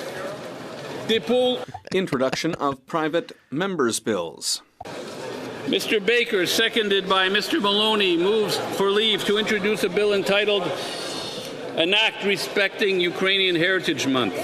This motion is deemed adopted. The Honourable Member for Etobicoke Centre. Speaker, I rise today to reintroduce a bill, called an Act Respecting Ukrainian Heritage Month. If passed, it would declare September of every year Ukrainian Heritage Month across Canada. I'd like to thank the member for Etobicoke Lakeshore for co-sponsoring this bill with me, and I hope that members on all sides of the House support it. The first Ukrainian immigrants to Canada came to Canada on September 7th, 1891. Today, there are over 1.3 million Ukrainian Canadians, and they make important contributions every day from coast to coast to coast in all the ridings represented here that touch our political, economic, cultural, and social life. Canada was the first country to recognize Ukraine's independence in 1991, We've recognized the Holodomor as a genocide, and we continue to support the Ukrainian people in their fight for their sovereignty and territorial integrity. Ukrainian Heritage Month will give us an opportunity to celebrate Ukrainian heritage, the role that Canada's played in supporting the Ukrainian Canadians, and the role that Ukrainian Canadians play here in Canada. Mr. Baker, seconded by Mr. Maloney, moves that the bill be now read a first time and be printed. This motion is deemed adopted. When shall the bill be read a second time? No. At the next sitting of the House. Mr. John, seconded by Ms. Idlout, moves for leave to introduce a bill entitled An Act to Amend the Income Tax Act, Volunteer Firefighting and Search and Rescue Volunteer Tax Credit. This motion is deemed adopted. The Honourable Member for Courtenay Alberni. Mr. John, seconded by... Mr. Speaker, just recognize the member. I'll recognize the Honourable Member for Courtenay Alberni. Mr. Speaker, it's a privilege to table the Volunteer Firefighter and Search and Rescue Responder Tax Credit Bill, which calls on the government to increase the tax credit for volunteer firefighters and search and rescue responders. You may be surprised to hear that most firefighters in Canada are volunteers, and across our country, 100,000 volunteer firefighters and search and rescue volunteers answer the call. They put their lives on the line to keep our communities safe. They show up for wildfires, vehicle collisions, medical emergencies, and more. While some volunteers receive an honorarium, they are not paid a living wage for their work. In the last Parliament, thanks to the advocacy of the Canadian Association of Fire Chiefs, hundreds of communities, and over 17,000 Canadians who signed petitions in support of my previous bill, C-310, the tax credit was doubled from $3,000 to $6,000. However, that's not enough. Increasing the tax credit further would help compensate volunteers for expenses like gas and gear as well as lost wages. It would also recognize the important contributions of these volunteers. So I extend my thanks to these everyday heroes for their sacrifice. I want to thank the member for Nunavut for seconding this bill, and I hope all members will support this bill. Seconded by Ms. Idlout, moves that the bill be now read a first time and be printed. The motion is deemed adopted. First reading of this bill, première lecture de ce projet de loi. When shall the bill be read a second time? At the next sitting, at the next sitting of the House. Okay, where are we now? Introduction of private members' bills. First reading of Senate public bills. Motions. The Honourable Member for Edmonton Strathcona. Mr. Speaker, there have been consultations amongst the Afraid there's not going to be unanimous consent. Just instantly no. Keep going now. Presenting petitions. This is when the Honourable Member for Peace River Westlock. Thank you, Mr. Speaker. Mr. Speaker, I rise today on behalf of concerned Canadians, especially those serving in the armed forces. These Canadians are concerned that the Liberal government is not doing enough to ensure that servicemen and women have the freedom to express their religion. They note that Canada has a strong tradition of respecting and honouring and affirming the role of faith traditions in the armed forces. These Canadians call on Parliament to affirm that the Canadian Armed Forces ought to support the freedom of servicemen and women through public prayer in keeping with the hard-won and honourable traditions of the armed forces, especially that on Remembrance Day. Thank you, Mr. Speaker. Presenting petitions. The Honourable Member for Saanich Gulf Islands. Thank you, Mr. Speaker. On behalf of many British Columbians and certainly all the petitioners, continuing to draw attention to the perilous state of wild salmon populations, looking at the entire food chain and the threat to herring populations, which are also being overfished. These petitioners ask that at least we go back to the recommendations of Mr. Justice Cohen and the report that he tabled that, after years of study, called on the removal of what my constituents don't want me to call them fish farms. They've asked me to call them toxic fish factories, and they should be taken out of open waters and placed on land. Presenting petitions. Questions on the order paper. The Honourable Minister of Artificial Intelligence and Digital Innovation. Mr. Speaker, I ask that all questions be allowed to stand. So I'll say request for emergency debate. Agreed. Then I say request for emergency debate. Request for emergency debate. The Honourable. Request for emergency debate. The Honourable Member for Thornhill. Mr. Speaker, it now seems that the Liberal government failed to get a deal on tariffs. In fact, we learned during the last campaign that they quietly reduced the retaliatory tariffs to near zero.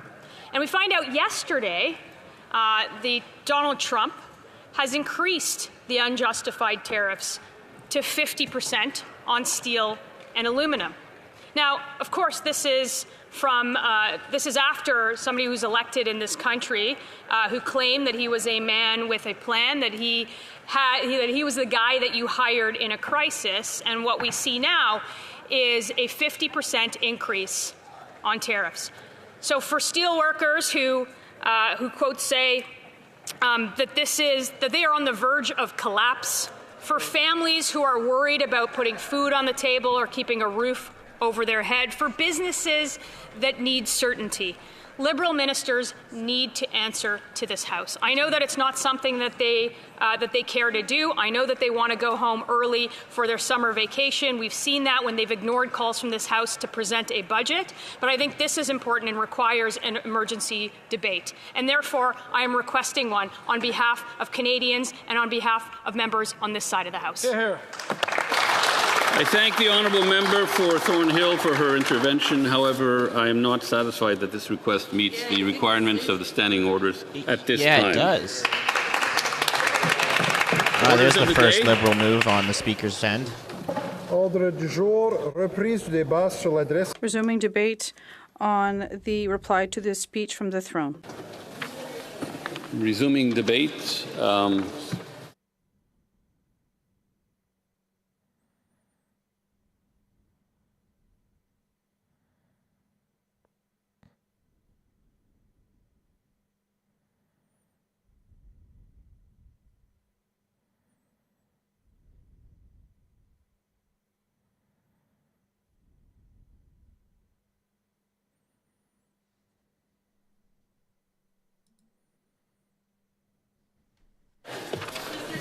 It is an immense honor to rise for my first speech here in the House of Commons. Hear, hear. Hear, hear.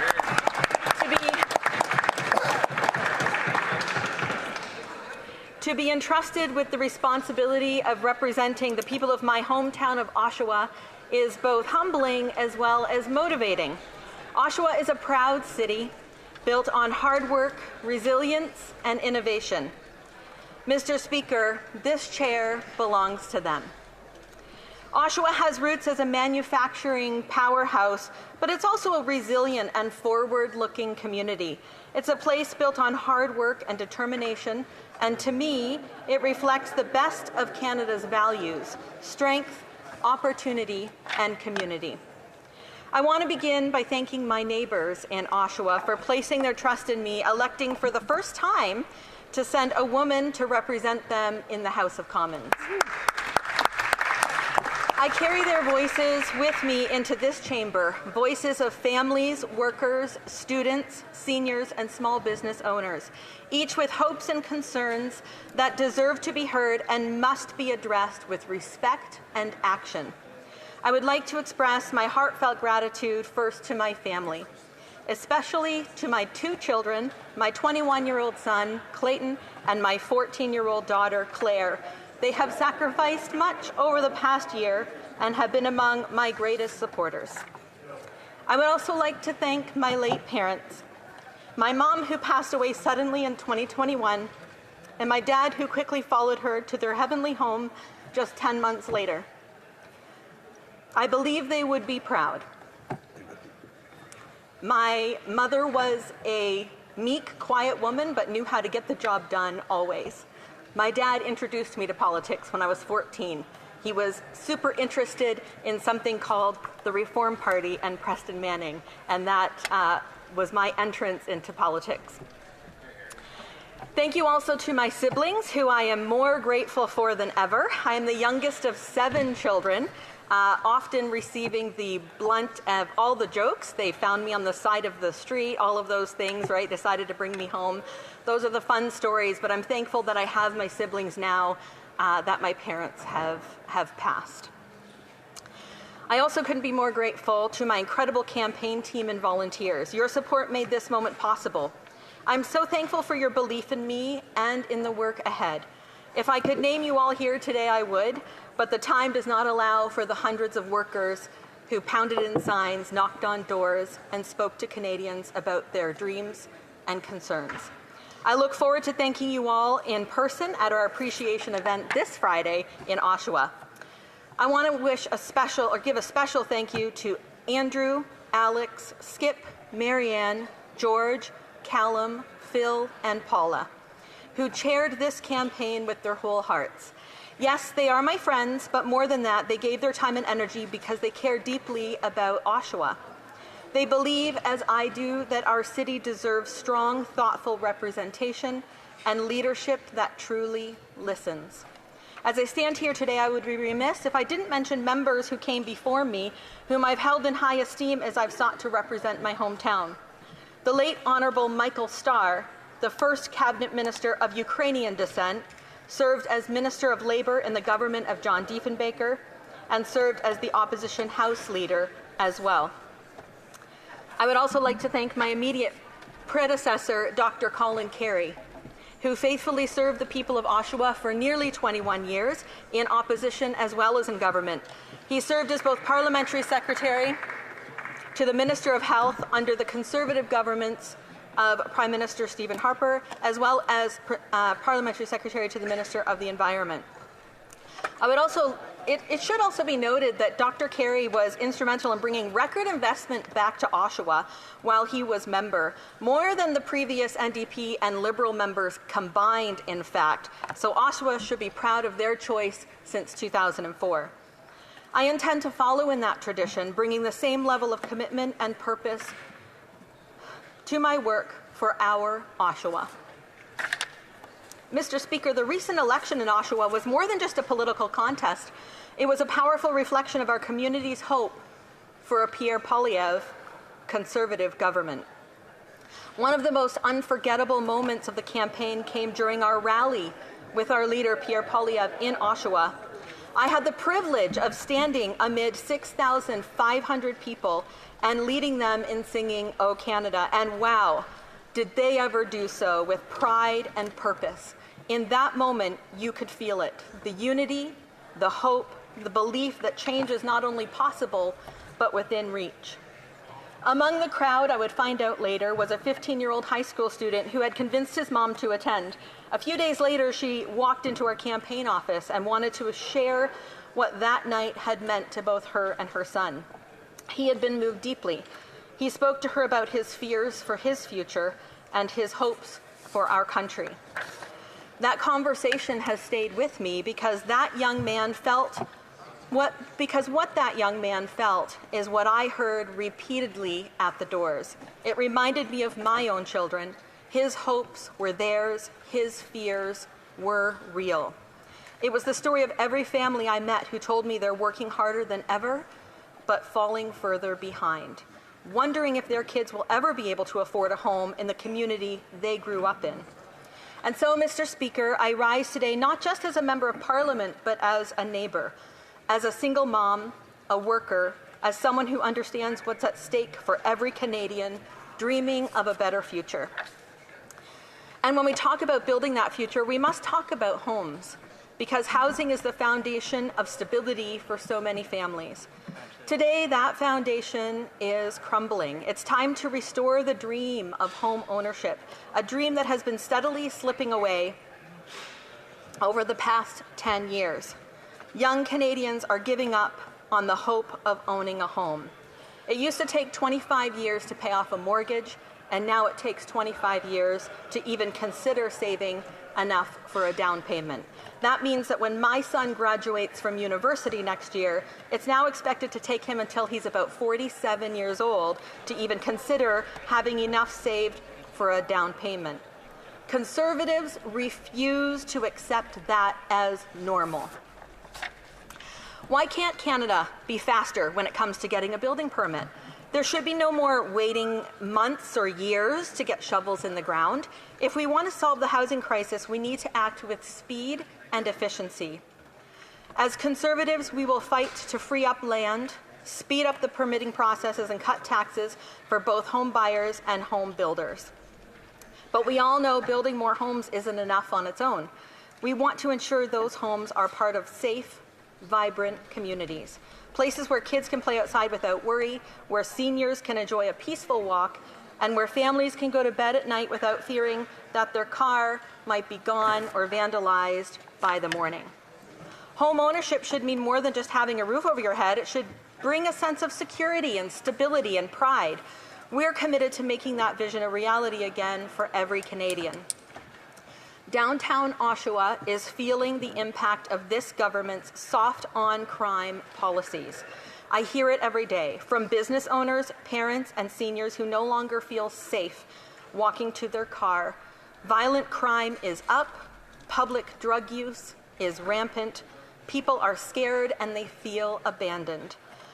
This Liberal government has made life easier for repeat violent offenders and harder for law-abiding Canadians trying to raise their families and run businesses.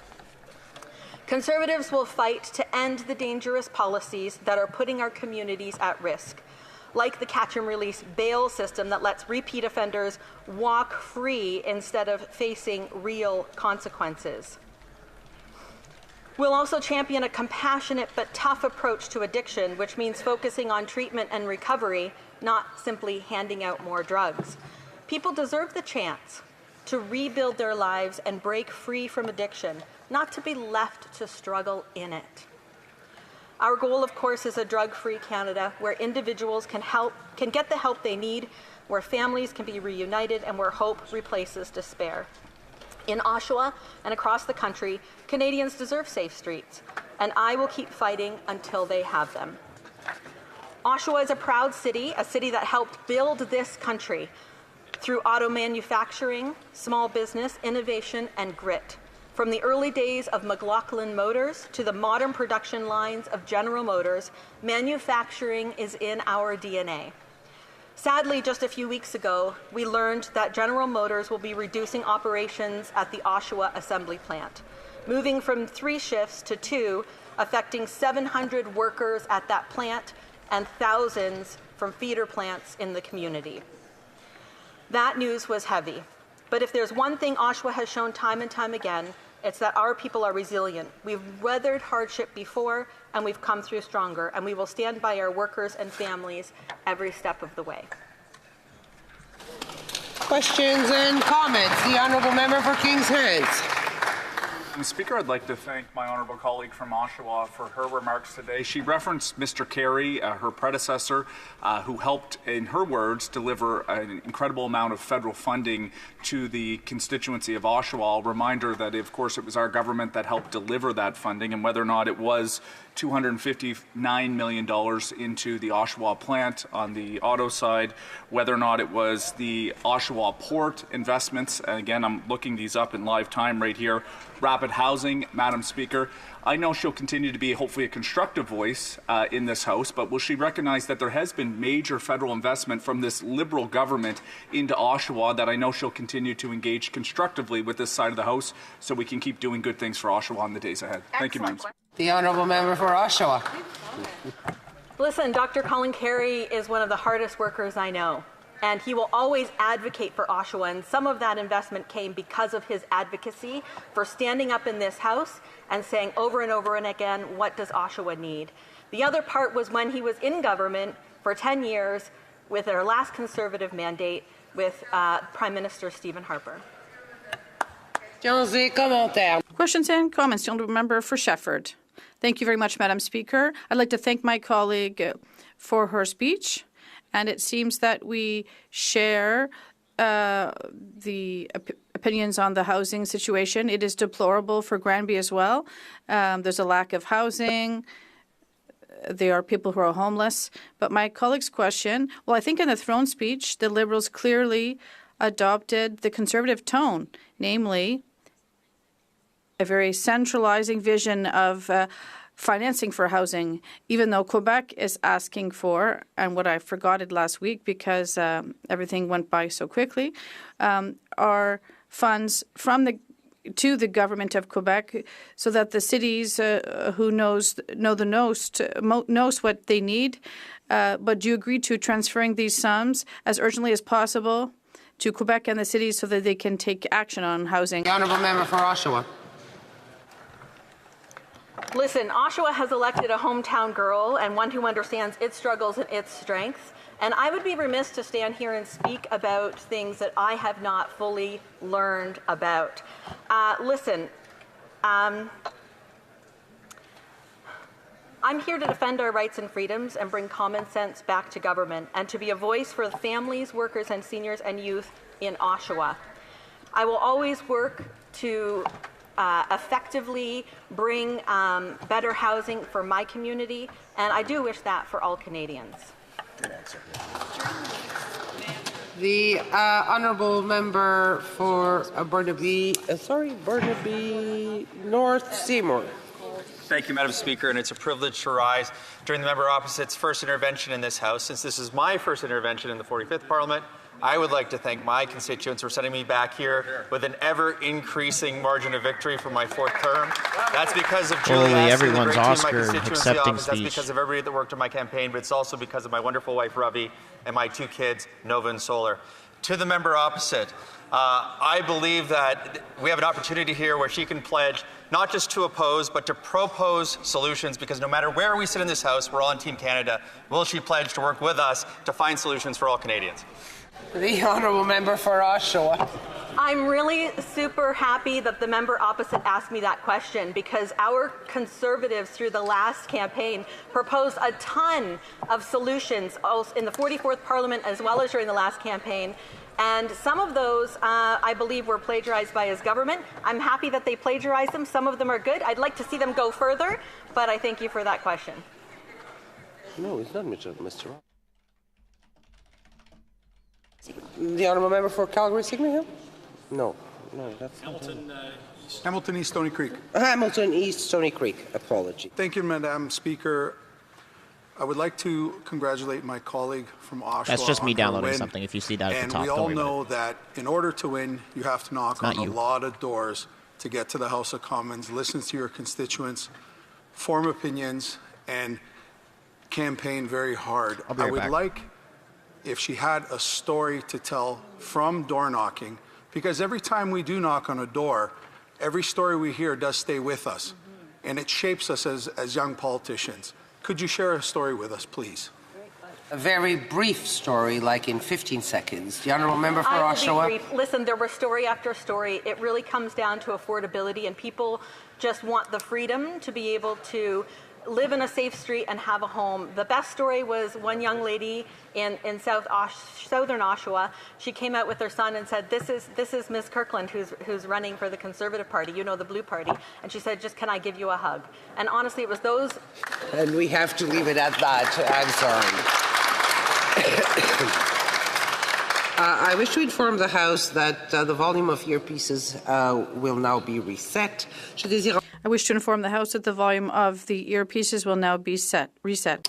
Resuming debate, the honourable member for Calgary Signal Hill. Madam Speaker, it is my honour to rise today in this chamber to speak on behalf of my neighbours and fellow residents of Calgary Signal Hill.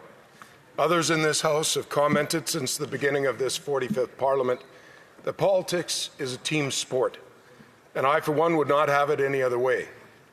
The Conservative team in Calgary Signal Hill is one of the best in our country, and I'm proud to be part of that team. I'm also grateful to all of the individuals who volunteered their time and energy in the general election campaign, and I say thank you to them today.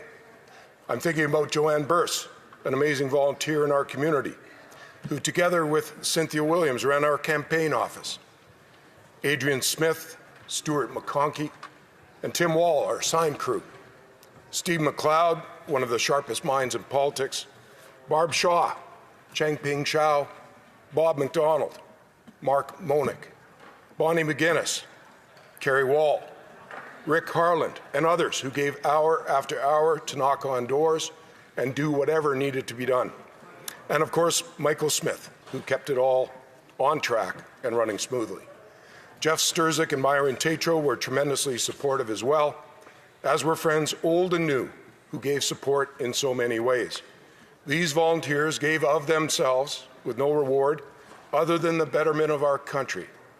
Perhaps an occasional cup of coffee or a Timbit, but I am mindful today of their commitment and contributions, and I will remain mindful of these things as I strive to represent them and all residents of Calgary Signal Hill in this House to the very best of my abilities. One does not venture into the challenging waters of politics without the solid support of family. I want to thank my partner in life, Michelle, for her rock-solid support of my long-held desire to enter federal politics. Taking on this important role means many days and nights apart, but she has never wavered in her support. My two children, Kristen and Alex, have likewise encouraged me to start a new career when others much smarter than me are retiring from theirs. They have believed in me as I have believed in them, and I love them for it. My daughter Kristen is a young scientist, presently completing her master's in biology, and Alex has recently started his career in finance. They are hardworking and passionate people, and I am so very proud of them. I also extend my thanks to Leanne for cheering me on and being a wonderful mother to our children. During the election campaign that concluded a short 5 weeks ago, I heard from many at their doorsteps of the expectation that I will be part of making our country better by working with all members of this House to obtain the best outcome for Canadians. A good idea, Mr. Speaker, is a good idea, regardless of which side of the House it arrives in. And members of this House need to focus on ensuring that the best ideas win the day. And it's working. The best ideas the Liberals have right now all came from the Conservatives. I agree with my neighbours on the need to work together, Madam Speaker, and I pledge to keep my focus on what is best for them, what is best for Canadians. Madam Speaker, Signal Hill is a shining example of the promise of Canada. In the election campaign, I met many, many proud Canadians who, because of their work in the energy industry, are living the Canadian dream. The energy industry is not just an employer, it is a means of advancement for families. While the Canadian energy sector is the lifeblood of my community, many are worried about their future under a Liberal government that tells us one day, not that long ago, that they're done with building pipelines, but then says that they want us to be an energy superpower the next day. For the last 10 years, Canada's energy sector has endured what my colleague from Calgary Heritage referred to a few years ago as a systemic attack by a government indifferent to the consequences of its decisions. When you consider that almost 90% of Canada's oil production comes from Alberta and Saskatchewan, it should surprise no one that these attacks have been taken as partisan bullying aimed at our western provinces. As a proud Canadian who loves this country from coast to coast to coast, that saddens me. Now, I've been in this House over the last number of days as assurances have been given that it is different now. But I am sure, Madam Speaker, that one can forgive the people of Calgary Signal Hill for being skeptical of this sudden about-face from a Liberal government that killed Energy East and Northern Gateway, that banned West Coast oil shipments by tanker, and that has put in place a regulatory framework for new project review that our energy industry tells us is utterly unworkable. And before the members opposite rise to tell us that promises have been made and all will be well, perhaps they need to be reminded of some of the promises the Liberal government has made that simply weren't kept. In 2015, Justin Trudeau promised electoral reform. That didn't happen. In 2019, the Liberals promised they would criminalize elder abuse. That didn't happen. In 2019, the Liberals promised to establish a dedicated agency for defence procurement. That didn't happen, and our forces continue to suffer today. In 2021, the Liberals said that they would create a new federal hub to help Canadian businesses and entrepreneurs take advantage of trade agreements that Canada is party to. That didn't happen. In 2021, the Liberals promised a $4.5 billion Canadian mental health transfer to the provinces. Didn't happen. In 2022, the Liberals promised they would establish a permanent Council of Economic Advisors to provide independent advice to government on long-term growth. Guess what? Didn't happen. So when the Liberal government says today, don't worry, we promise to fix it, residents of Calgary Signal Hill do worry, Madam Speaker, and don't understand why this Liberal government refuses to repeal Bill C-69, refuses to repeal Bill C-48, and refuses to scrap the production cap on oil and gas.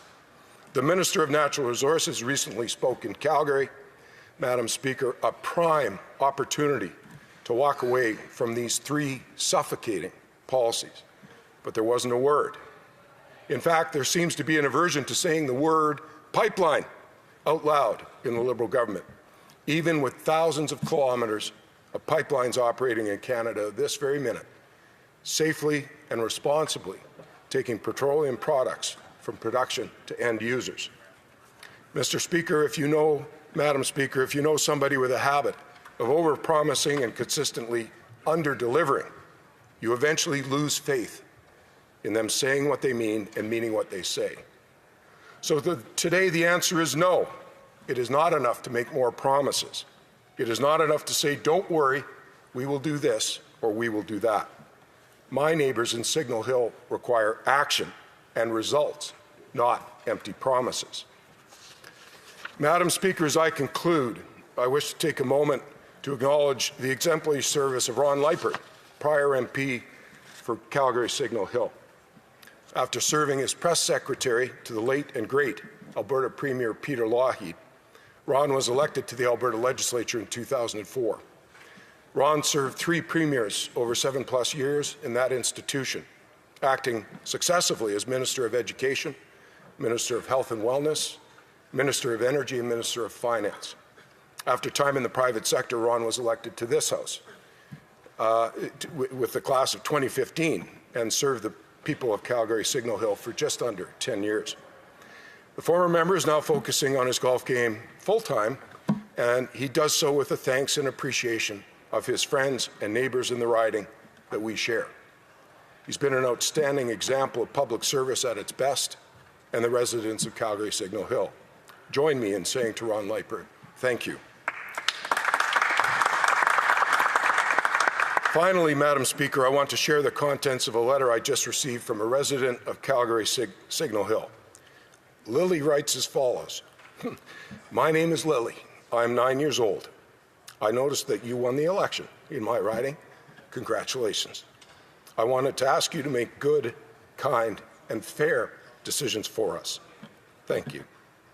I think these words perfectly lay out the work ahead of this House and the expectation that all Canadians hold for us as parliamentarians. Thank you, Madam Speaker. Oops, sorry, my mic was muted. So, from what I can see in the projected order of business, guys, the vote's not going to be for like at least an hour and a half. Honestly, it's the last thing on the agenda before routine proceedings, which is, at 6:30, and the House wraps up at 7. So it looks to me like the last thing before they adjourn and have adjournment proceedings is sorry, that's what I meant to say. Adjournment proceedings, not routine. Basically, it's like the vote's not going to be for an hour and a half, maybe even 2 hours. I think, 2 hours would be, yeah. Sorry, I was just looking at the time. I don't think we're going to see a vote for a while. There's going to be a vote today. It's on the projected order of business. But they've got a whole bunch of debate on the address and the reply to the throne speech first. Then they've got ministers that can speak. That's another half hour. This can go on for another hour. So I personally don't want to sit here and keep watching this back and forth backbench conversation here. That's what I'm just trying to address right now, Cuba. Am I going to stay on? I don't think so. What I will do is I will personally watch the vote, and I'll clip it and put a video of it on the channel. So I honestly, I just don't want to sit here and watch this. There's like 5 people in the house. Just clip it for us. Yes, that's exactly what I'm going to do. So yeah, I'm just going to call it here. We'll be live tomorrow for question period as well. Same time, question period tomorrow. Should be pretty good for the last one of the week, especially if there's going to be a spicy vote today. I think tomorrow will be pretty good if they, no matter which way it goes, if it goes yay or nay. But yeah, just look out on the channel. Check back on the channel in about 2 hours. You'll see a video of the vote. And yeah. I got to go do some shopping anyway, too. So thanks, everybody, for tuning in. See you tomorrow. And so I'm bailing. Isn't this my job, bro? I don't do the House stream live all day. No, I usually just do question period and committees. I don't live stream the House all day for 9 hours. I actually have clips to do and shorts to do and things like that. So, if you guys want to watch, you can go watch this on Parleview. You can just Google Canadian Parliamentary live stream, and you can get this straight from the House. You don't have to watch YouTube for this. But anyway, see you guys. See you tomorrow. And check back on the channel about an hour and a half, 2 hours, and you'll have a video of the vote. So